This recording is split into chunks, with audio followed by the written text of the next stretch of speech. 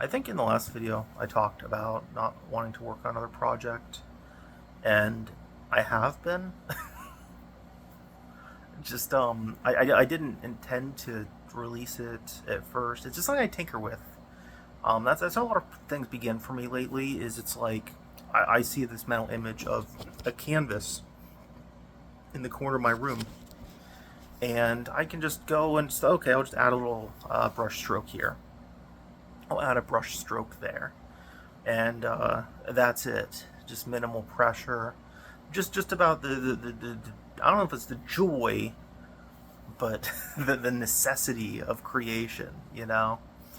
Um, and this one just kind of came together, and a lot of it's inspired by. I've really grown to appreciate Samuel Beckett, who is not someone that I would have seen myself growing to appreciate. I read a lot of him in college. I saw kind of a college performance of some of his shorter works, which was very cool even back then. Seeing and reading is two totally different things. And then it clicked. I continued reading him on and off for years since. It's kind of a T.S. Eliot thing. Where it's like, I know I'm supposed to love this guy, and I'm supposed to, just think this is like the peak stuff, and I just don't. It's not the worst thing ever, but it's not something that I really connect with. It's not something that I even really appreciate, honestly. And it's changed. I've developed an appreciation. Very good college lectures on T.S. Eliot have really helped me with that. But then Beckett, I think just my taste in art changed so much. I'm a big fan of modern art that some people make fun of. I'm a big fan of postmodernism, and it was actually Chat GPT, I think, really helped me with it. Because I was testing it. I heard how great it was, so I got it, and I was asking very specific questions about, like, compare Picasso to the Beach Boys and stuff. Stuff that I kind of knew was like, I know how I could make this connection. I'm not saying it's not a stretch in some cases, but for like an algorithm, how is it going to do this? I was very impressed. I'm not going to lie. Because I feel like I was probably like decent. It's probably overhyped, and then an hour later, it's like, this is amazing. All these writers saying like, I'm better than ChatGPT. Not me. Maybe those guys are. Maybe those authors are better than AI. This one isn't. I am far worse than ChatGPT. But anyhow, it says like, well, can you help me explain why I love James Joyce? I think it's so funny and readable, and I'm just obsessed with it. But I don't care for Beckett. And it said, well, maybe basically it boiled down to maximalism, minimalism, and where James Joyce was giving so much life and color to events that you might take for granted if it happened to you, or you may not see the art of necessarily. And Beckett, on the other hand, is stripping everything away to the skeleton. He's getting rid of all the colors until it's just like a monochrome or a grayscale. He's getting rid of the humanity until it's boiled down just to these almost what's the word?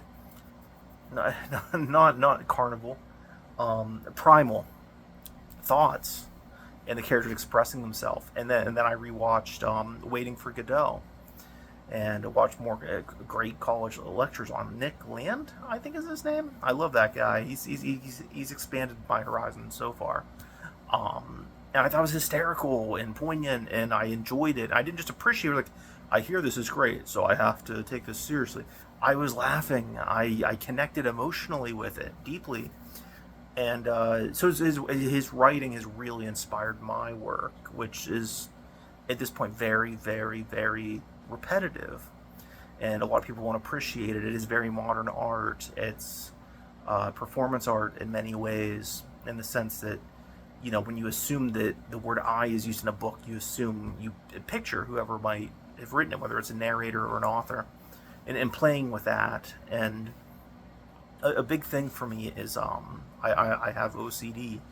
People might have guessed from the name of the channel. And the past year, it's been almost a whole year now, my OCD has been such a struggle every day with everything I do. with anxious thoughts and habits and just anything. I mean, honestly, it's very, very.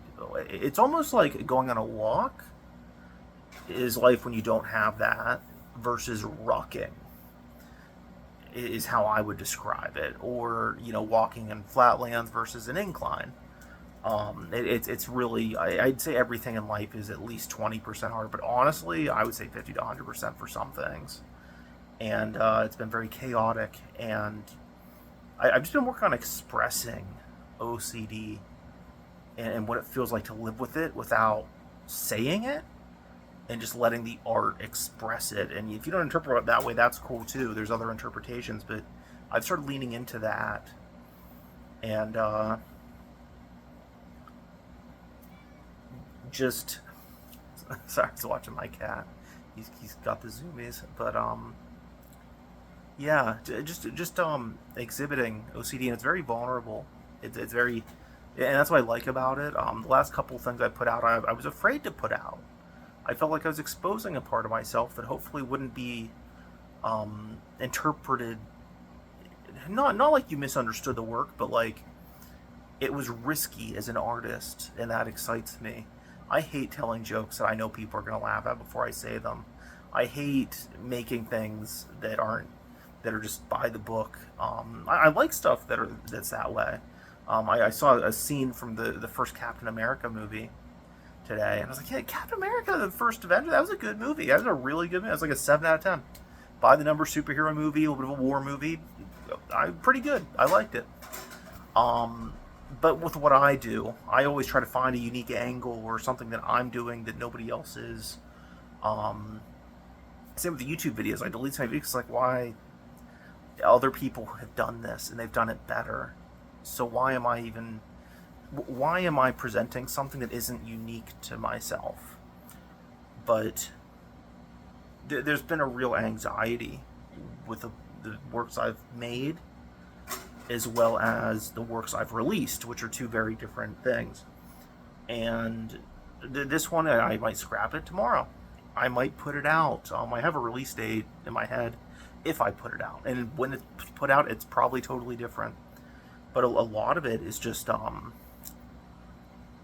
don't want to say intrusive thoughts, but it's like words get stuck in your head in the way that a song does, lyrics to a song. It's just thoughts, and it's fears primarily.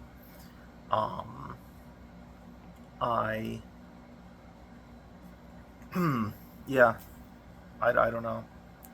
It's just, I don't like to make a thing about it because, everybody has stuff going on. They have different ailments and conditions. I'm very lucky that OCD is what I have in some senses, but it's very, very difficult to do anything at all when you have severe OCD.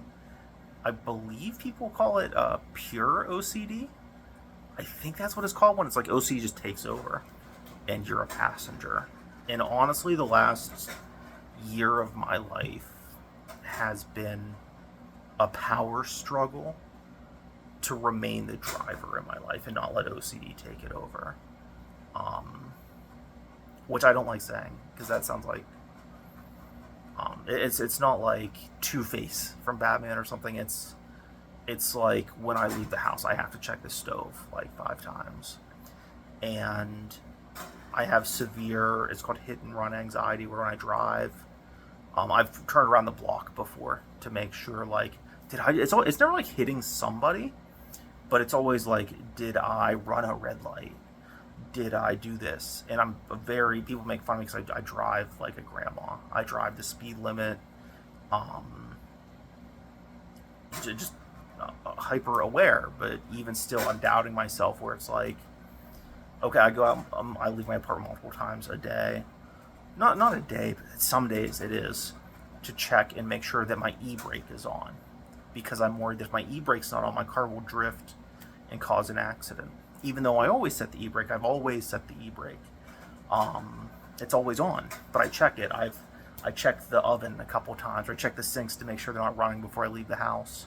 Because one time I forgot to turn the oven off after I baked. Not for a long period of time, but I did I thought it was off, and I was mistaken. I was preoccupied. So now I have to check not once, but 4 or 5 times the day that I go anywhere for any time span longer than like half an hour.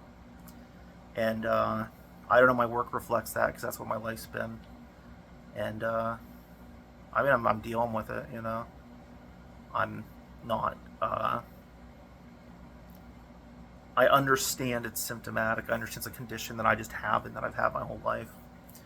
But it's very exhausting to be at war with yourself 24/7. Even though it's not like myself, you know. It's like when you're sick, like feverishly sick, and you, you know, maybe have a weird dream. It's almost like that. It's like, you know, it's like a season or like a fever that will pass.